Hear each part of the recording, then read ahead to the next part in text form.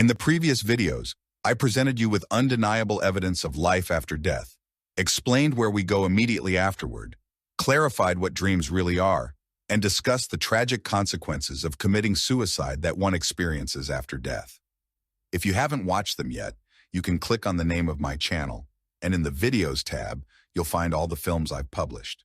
Today, however, I will present to you the testimony of a man who experienced clinical death during a football fan brawl, and after returning to his material body, told a blood-chilling story.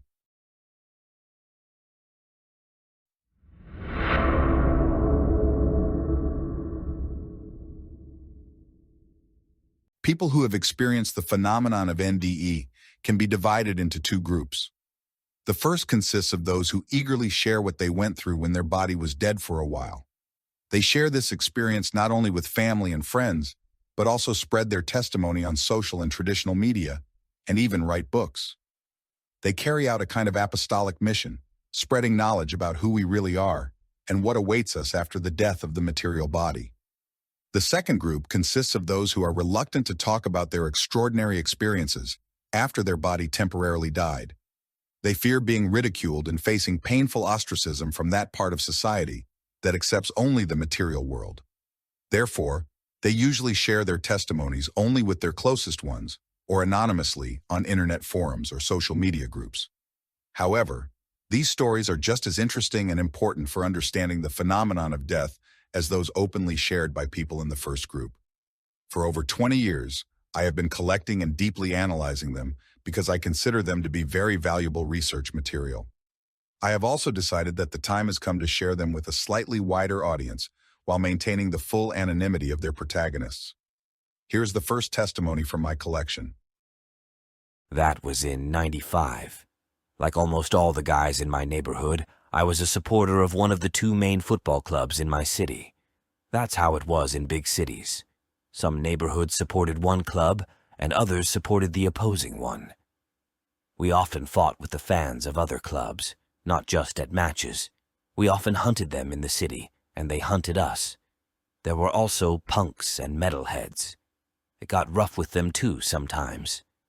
In those days, it was really easy to get punched in the face on the street. I had it a bit better because I was always big and liked to fight. I wasn't afraid to go to arranged fights.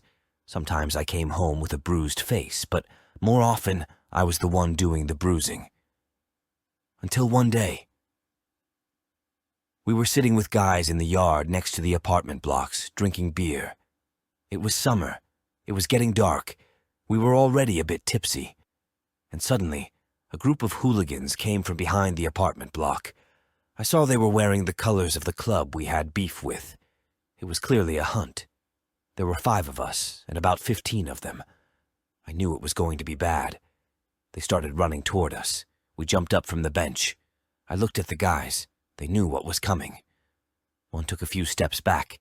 I could see he wanted to run, but he looked at us and knew he had to stay. When they were almost upon us, we charged at them to meet them head on. I kicked one of them in the stomach so hard he doubled over on the ground. We started brawling hard. We managed to take down a few, but there were too many of them. We each had only 2 hands. They started flanking us from the sides and behind. Eventually, I got hit on the back of the head and went down. I was dazed, but I knew I had to get up or they'd beat me to death. As I tried to get up, I took a massive kick to the face. Everything went dark. My head was spinning like crazy. After a moment, I realized it wasn't just ordinary dizziness. I was actually falling somewhere. I tried to look around, but it was pitch black. I started swinging my arms around trying to grab onto something. That's when the image started to come back. I saw one of my buddies fall to the ground, and they started kicking him. The others were already down and getting kicked too. I wanted to rush over and help them, but my body felt strange. It was light, insubstantial. Then I looked and saw myself lying on the ground too. I wasn't moving and my head was covered in blood. I thought, how can I be lying there when I'm standing here, watching this? I looked down at myself. I could see my hands and the rest of my body, but they were strange. Sometimes they looked a bit blurry, almost transparent, and then a moment later, slightly glowing. That's when I realized I was dead, and that was my dead body lying there. I saw them still kicking my buddies. I jumped at them and started swinging, but my hands just passed through them. They couldn't see me, and I couldn't do anything to them. When I tried to touch them gently, I could almost feel their bodies, but I couldn't do anything. They still didn't notice me or feel my touch. I thought I needed to get back into my body. I bent down over it and tried to somehow get back in, but I couldn't. Then I started falling again. It wasn't dark, but everything was blurry because I was falling so fast. It started to get dark, so I tried to grab onto something again. Soon I felt like I was slowing down, and in the darkness I saw these red-orange balls. They were kind of fiery. Then I stopped and the image started to come back. I looked around and realized that I was in some apartment complex. I hadn't been there before. It was night, and those fiery balls were streetlights. They gave off this eerie glow, like something out of a horror movie. I didn't see anyone there, so I started walking. The lights in the apartment block's windows weren't on. Nowhere. Only those streetlights were on. Suddenly, the door of one of the stairwells opened. A few guys in hoodies came out, and one shouted, "Hey, loser! Lost your way? Get out of here, or we'll beat the crap out of you!" I yelled back, "Then come on, you bastards!"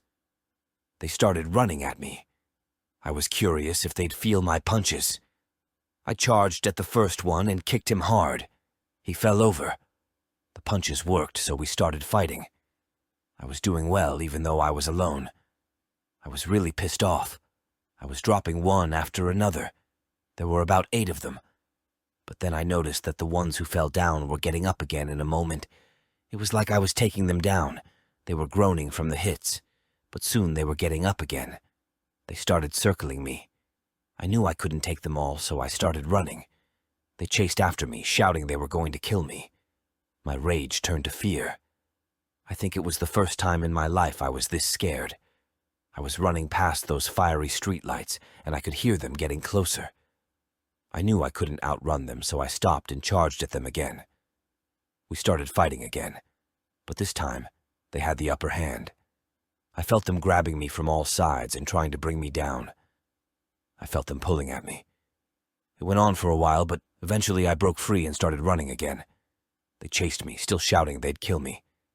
I knew that if they caught me this time, I might not be able to escape. I was running, looking for help, but there was no one around. I started calling for help, but no one answered, and they kept mocking me and threatening me. I didn't want to fight anymore. I longed for peace. I started thinking that peace was better, that it's better to laugh than fight, that it's better to spend time in peace than to look for trouble. I wanted to be somewhere, with someone, where I could sit in peace. No fighting, no fear. And as I started thinking about it, I began to rise. Those guys stayed on the ground, and all I could hear were their shouts. I started flying somewhere fast again. But this time, it was getting brighter and greener. Soon I felt I was slowing down, and the image became clearer. Finally, I stopped and landed in some park. It was bright, sunny. It was a very nice, well-kept park. Clean benches, some fountains, trees, shrubs. The fear seemed to have left me, and instead, I felt calm. So at ease.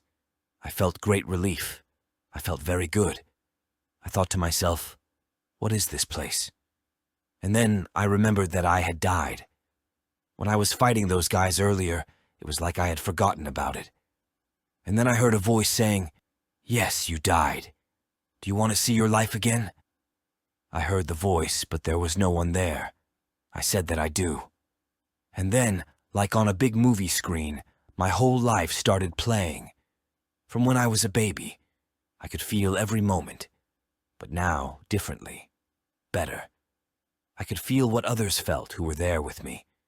It wasn't a happy movie. I relived moments from my childhood with my alcoholic father, who beat both Mom and us. Then I grew up, and it was me who started beating others. Back then, I enjoyed it. I liked feeling that power over others.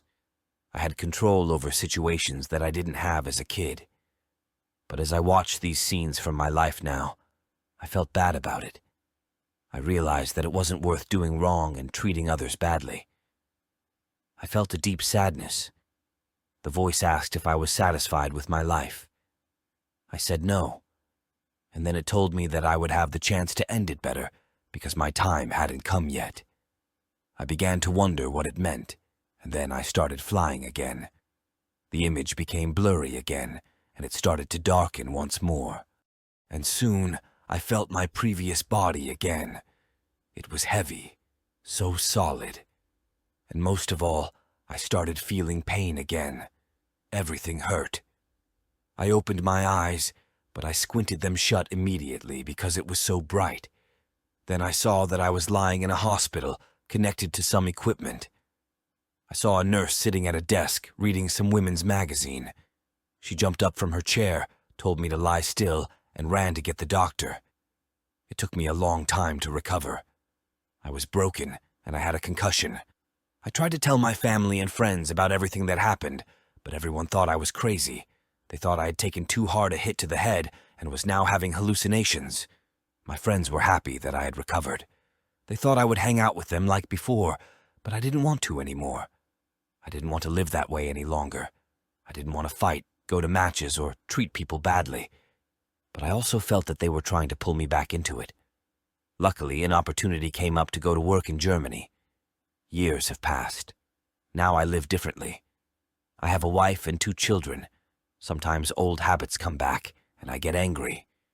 But then I remember that horror and sadness I experienced, and I get back on the right track. I know that when I die again, I want to take as few bad deeds and situations with me as possible, and as many good ones as I can. I must admit, this is one of the darker NDE accounts I've come across. Most of them are much gentler for those who experience them.